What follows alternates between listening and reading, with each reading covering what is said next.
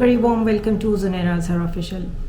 Viewers, Tehreek Insaf Azad Kashmir में बगावत पैदा हो गई है, और ये तो चलें एक कहने को वर्ड है कि बगावत पैदा हो गई है. We all know what is happening and we were expecting this. हमने कोई 3-4 दिन पहले भी व्लॉग में ये बात डिस्कस की थी कि जो 7 वोट कम है पीपल्स पार्टी के पास अपना वज़ीर आज़म लाने के लिए आज़ाद कश्मीर असम्बली में, अगर तो ज़रदारी फैक्टर हरकत में आता है तो डेफिनेटली इट वुड मीन कि पॉलिटिकल इंजीनियरिंग पाकिस्तान में जारी है. और उसके बाद हमने देखा अली अमीन गंडापुर को उठा लिया गया. उनका काफ़ी इन्फ्लुएंस है वहाँ पर, और उनके होते हुए लोगों को ख़रीदना, लोगों को प्रेशराइज करना to change their sides almost impossible होता. और उसका रिज़ल्ट उनको उठाने के बाद यकीनन सामने आना शुरू हो गया है. थोड़ी सी नंबर गेम में आपको बता दूं कि सदर रियासत आज़ाद जम्मू कश्मीर बैरिस्टर सुल्तान महमूद ने तहरीक इंसाफ के चेयरमैन इमरान खान के ख़िलाफ़ बगावत करते हुए फॉरवर्ड ब्लॉक कायम कर लिया है. अब तक आज़ाद कश्मीर की वज़ारत उज़्मा के इलेक्शन में पीटीआई के उम्मीदवार का मुकाबला पीपल्स पार्टी, मुस्लिम लीग नून और फॉरवर्ड ब्लॉक के मुतफ़िक़ा उम्मीदवार से होगा. नंबर गेम कुछ ऐसे है कि असेंबली के 52 अरकान हैं, और जिसके पास 27 का मैजिक नंबर होगा उसके पास ऑटोमेटिकली वज़ारत उज़्मा चली जाएगी. अपोजिशन और ये जो इत्तेहाद ग्रुप है इसके पास तकरीबन 26 वोट हैं. तहरीक इंसाफ के पास भी 26 वोट हैं. तो जो एक स्विंग वोट है वो अब डिसाइसिव फैक्टर प्ले करेगा. इसमें इंटरेस्टिंग चीज़ ये है कि तकरीबन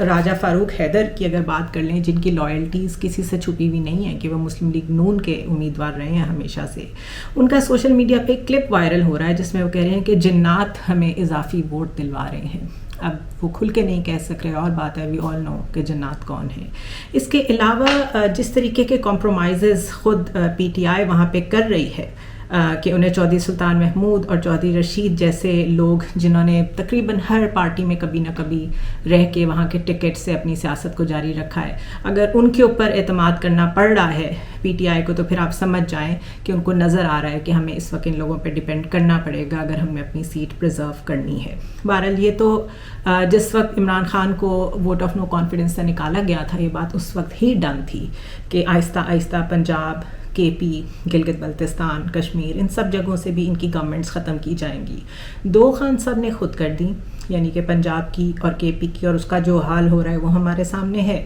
कश्मीर से कर दी गई है. ये कोई मौज़ा ही होगा अगर पीटीआई का उम्मीदवार वहाँ दोबारा सिलेक्ट हो जाए. और उसके बाद बारी है जीबी की. सो दिस सिंपली मीन्स कि जो भी रजीम चेंज ऑपरेशन था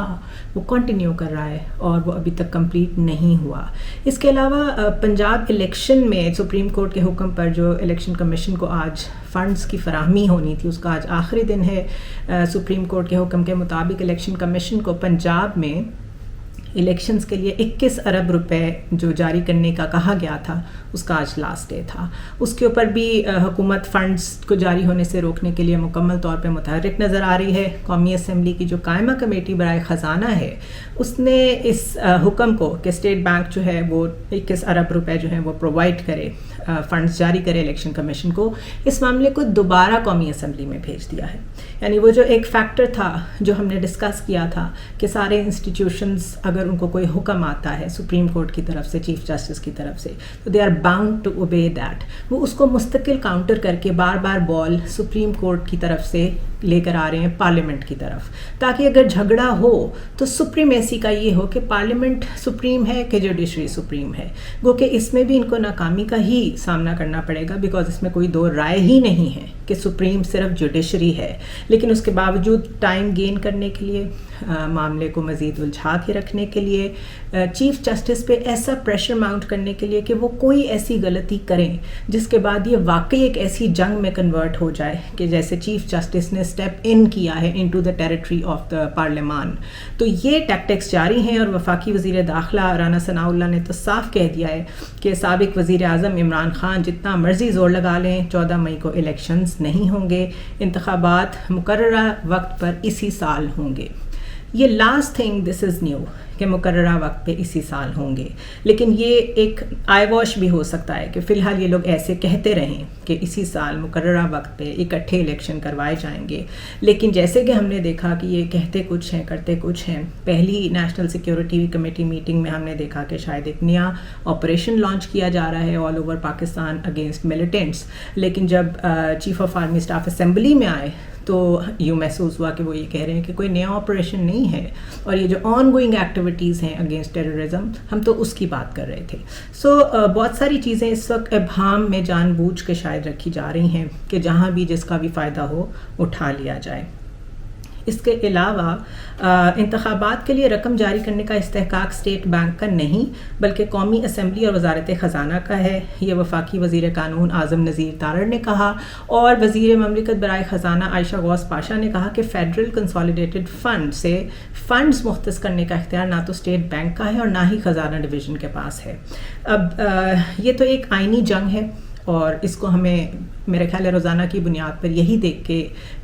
فالو کرنا پڑے گا کہ یہ کس ڈائریکشن میں جاتی ہے. جس ڈائریکشن میں بھی جائے گی، اگر وہ الیکشن کے علاوہ کوئی ڈائریکشن ہوگی تو ملک یقیناً آئینی بحران کا مزید شکار ہوتا جائے گا، ڈی اسٹیبلائز ہوتا جائے گا. اور اس پہ ہم نے کافی ڈیٹیل میں بات کی تھی کہ پاکستان کو ڈی اسٹیبلائز رکھنے میں کون اور کیوں انٹرسٹڈ ہو سکتا ہے. آبویس ریزنز کہ دنیا میں ایسے بلاکس بن رہے ہیں جس میں اگر اس وقت پاکستان شامل ہو جائے تو بہت سارے امریکن اسٹیکس جو اس ریجن میں ہیں وہ چیلنج ہو جائیں گے. ایک اور جو بہت امپورٹنٹ ڈیولپمنٹ ہے جو کہ عام مین اسٹریم میڈیا اور جرنلسٹ کور نہیں کر رہے، وہ یہ ہے کہ ہمیں یو اے ای نے اور سعودی عربیہ نے صاف جواب دے دیا تھا کہ there are no free lunches for Pakistan and Egypt any more. جن ملکوں کو ہم پہلے ویسے ہی برادرانہ تعلقات ہونے کی بنیاد پر فنڈز دے دیا کرتے تھے، اب ہم ویسے نہیں دیں گے. لیکن اس کے بعد ایک دم سے میاں نواز شریف، ان کی پوری فیملی سعودی عربیہ پہنچی. خبریں یہ بھی ہیں کہ وہاں CIA کے اعلیٰ عہدیدار بھی شامل ہیں جو وہاں پہنچے ہیں، اور اس کے علاوہ کچھ امریکن ڈپلومیٹس بھی وہاں پر موجود ہیں. تو پاکستان میں کوئی میڈیشن یا پاکستان کے لیے فارورڈ لکنگ کیا کورس آف ایکشن ہو سکتا ہے، اس پہ پتہ نہیں کون سی ڈسکشنز ہو رہی ہیں. لیکن ایک دم سے ہمیں $2 ارب جو ہے وہ مل گئے ہیں سعودی عربیہ کی طرف سے. This is very contradictory to what Saudi Arabia said just 2 weeks ago.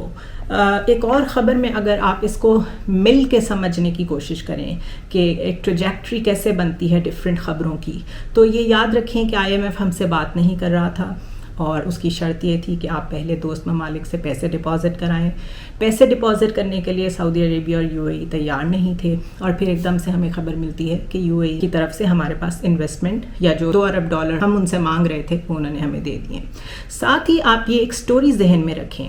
کہ نہ صرف یہ کہ G20 سمٹ ہونے جا رہی ہے سری نگر میں، اور اس کی سگنیفیکنس یہ ہے کہ جو ایریا، جو ٹیریٹری کانفلکٹڈ ہو، جس طرح اس کے اوپر UN کی ریزولوشن ہے، اس میں نہ تو کوئی چینجز انڈیا لا سکتا ہے کشمیر کے سٹیٹس میں، نہ ہم لا سکتے ہیں. اس کے باوجود 2019 میں جو اسپیشل سٹیٹس تھا کشمیر کا وہ مودی نے ختم کر دیا. اب مودی صاحب نے وہ ختم کیا، ہم نے اس کو چیلنج اس طرح نہیں کیا جس طرح ہمیں کرنا چاہیے تھا انٹرنیشنل کورٹس میں جا کے UN ریزولوشن کی بیس پہ. رادر نہ صرف یہ کہ وہاں کا اسٹیٹس چینج ہوا ہے، وہاں کے ڈومیسائلس چینج ہو رہے ہیں، وہاں پہ نئے لوگ لا کے آباد کیے جا رہے ہیں جو کہ ہندوز ہیں، ان کو وہاں کے ڈومیسائلز ایشو کیے جا رہے ہیں. تقریباً وہی ماڈل جو یوز ہو رہا ہے اسرائیل میں، پیلسٹینین آبادیوں کو ختم کر کے آہستہ آہستہ، جو آپ میپ میں دیکھیں تو پہلے پیلسٹائن کتنا تھا اور اب کتنا رہ گیا ہے، اسی طریقے سے سب کچھ انڈین ہیلڈ کشمیر میں بھی مسلمانوں کے ساتھ کیا جا رہا ہے. تو کوئی اس کو چیلنج نہیں کر رہا. Nobody is talking about it کہ UN کے ساتھ کانفلکٹ میں جو زون ہے یا جو کانفلکٹ UN میں گیا ہوا ہے، اس ایریا میں G20 جیسی انٹرنیشنل سمٹ کیسے ہو سکتی ہے. اور وہ کیوں ہو رہی ہے؟ وہ اس لیے ہو رہی ہے کہ وہاں پہ ٹورزم کو پروموٹ کیا جائے. دوسری طرف UAE جس نے ہمیں ابھی $2 ارب دیے ہیں، UAE کی ایک بہت بڑی کنسٹرکشن کمپنی ہے ایمار گروپ. یہ وہی گروپ ہے جس نے برج خلیفہ بھی تعمیر کیا، اور ریئل اسٹیٹ میں، کنسٹرکشن میں ان کا بہت بڑا نام ہے. تو یہ رائٹرز کی سٹوری ہے اور یہ پبلش ہوئی تھی 20 مارچ کو. It says کہ India's Jammu and Kashmir gets first foreign investment from Dubai's Emaar Group. اگر اس کی تھوڑی سی ڈیٹیل میں آپ کو پڑھ کے بتاؤں تو Indian Kashmir is to get its first ever foreign investment with Dubai's Emaar group due to build a $60 million shopping and office complex as the government looks to stabilize a region where Muslim separatists have for years battled the government. 5 billion rupees development will include a shopping mall, a multi-purpose commercial tower in Srinagar, the capital of the Muslim majority Himalayan region, Emaar announced at an investment summit in the city. اب اگر آپ کو کبھی اتفاق ہوا ہو اس طرح کی books پڑھنے کا جس میں ہر ریجن کے لیے کچھ پلانز ہوتے ہیں اس وقت کی سپر پاورز کے، تو یہ بہت پرانا ماڈل ہے کہ انڈین ہیلڈ کشمیر کو اور آہستہ آہستہ پھر پاکستانی کشمیر کو بھی ایک اس طرح کا ٹورسٹ ریزورٹ بنا دیا جائے جس طرح سوئٹزرلینڈ ہے، اور اس کی نیوٹرالٹی برقرار رکھی جائے، کیونکہ وہاں پر آرام سے بیسس پرووائڈ کی جا سکیں گی امریکنز کو، اور جہاں پہ امریکنز آ کے بیٹھ جائیں گے وہاں پہ یقیناً سیکیورٹی بھی انشور ہوگی، وہ اپنے لیے بھی سیکیورٹی انشور کریں گے، اس ریجن کے اوپر بھی نظر رکھ سکیں گے، اینڈ یو نیم اٹ، جو کچھ وہ 20 سال افغانستان میں رہ کے کر چکے ہیں۔ تو slowly but surely things are going in that direction۔ نہ تو کسی نے امار گروپ کی اس انویسٹمنٹ کو چیلنج کیا ہے پاکستان کی طرف سے جا کے کسی انٹرنیشنل کورٹ آف جسٹس میں یا کہیں پہ بھی، نہ اس کے اوپر کوئی بیان آیا ہے کہ یہ انویسٹمنٹ وہاں کیسے ہو سکتی ہے، یہ تو ابھی کانفلکٹ زون ہے، اس کے اوپر تو ابھی ٹیریٹوریل کس کی انٹیگریٹی ہے، کس کا قبضہ ہے، کس کا نہیں ہے، وہاں پہ آپ مسلم جینوسائڈ کر رہے ہیں، کس طریقے سے مسلم سیپریٹسٹ کو ہٹایا جا رہا ہے، وہاں سے ان کی آبادی کم کی جا رہی ہے، ہندوز کو لا کے آباد کیا جا رہا ہے، اس کو پاکستان بالکل کنٹیسٹ نہیں کر رہا۔ ڈز دس مین کہ وہ جو بات کہی جاتی ہے جو کہ ہم اس لیے اگنور کرتے ہیں کیونکہ یہ فیک نیوز اور ڈس انفارمیشن کا دور ہے، ڈز دس مین کہ سائلنٹ رہ کے، کمپلیسنٹ رہ کے پاکستانی گورنمنٹ نے یہ فیصلہ کر لیا ہے کہ جو تھوڑی بہت ہیلپ UAE سے ملتی ہے، سعودی عربیہ سے ملتی ہے، وہ آپ لے لیں، کشمیر پہ خاموش رہیں، اور اگر پاکستان میں اپنا زور، اپنی حکومت لمبے عرصے تک چلانے کے لیے کوئی ہیلپ ملتی ہے تو وہ بھی ایکسیپٹ کر لیں۔ دس از ویری سیریس، اور میں نے پہلے بھی کہا تھا کہ پاکستان کی پالیٹکس کو ایکسٹرنل ایلیمنٹس اور ایکسٹرنل تھریٹس کے بغیر آپ انڈرسٹینڈ کر ہی نہیں سکتے۔ دوسری جانب ذہن میں کویسچن یہ آتا ہے کہ ہم نے شروع دن سے جو ایگزسٹینشیل تھریٹ کا کانسیپٹ پاکستان میں سنا ہے وہ یہی سنا ہے کہ ہماری پہلی تھریٹ جو ہے وہ انڈیا ہے، ہمیں ہمیشہ سے انڈیا کی طرف سے تھریٹ رہا ہے، and it make sense, India بھی یہی کہتا ہوگا کہ ہمیں ہمیشہ سے پاکستان کی طرف سے تھریٹ رہا ہے۔ اگر تو یہ تھریٹ لیول ختم ہو رہا ہے اور ہم پیس کی طرف جا رہے ہیں اور کشمیر کے اوپر کوئی نیگوسیشنز ہو کے کوئی ڈیسیجن ہو چکا ہے، that should come in public, اس کو اون کرنا چاہیے، کس گورنمنٹ نے کیا، کس پالیسی کے تحت کیا، کون سی وہ چیزیں ہیں جس کے اوپر سودا کیا گیا ہے یا یہ بات کی گئی ہے کہ اگر ہم نے اس کانفلکٹ کو چھوڑ کے میوچل ٹریڈ کی طرف اور ریجنل